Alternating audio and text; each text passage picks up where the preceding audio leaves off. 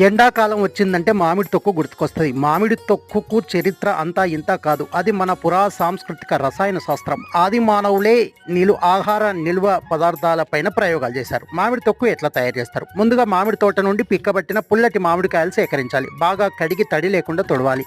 తగినంత పరిమాణంలో ముక్కలు కట్ చేయాలి. ఏదైనా ఒక పాత్రను కొలత తీసుకోవాలి. 4 పాత్రల మామిడికాయలకు 1 పాత్ర నూనె అట్లా తీసుకోవాలి. ఇక ఆవాలు, జీలకర్ర, మెంతులతో వేయించాలి. గ్రైండ్ చేసి పెట్టుకోవాలి.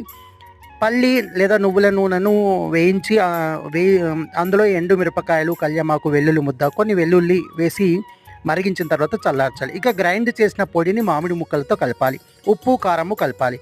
ఇక నూనె చల్లారిన తర్వాత పోపు చేసిన మామిడి ముక్కలతో కలపాలి. అంతే, మామిడికాయ తొక్కు రెడీ. ఈసారి మామిడి తొక్కును మీరు తయారు చేయండి. ఇది మన సంస్కృతి, మన డిస్కవరీ, మన నాగరికత.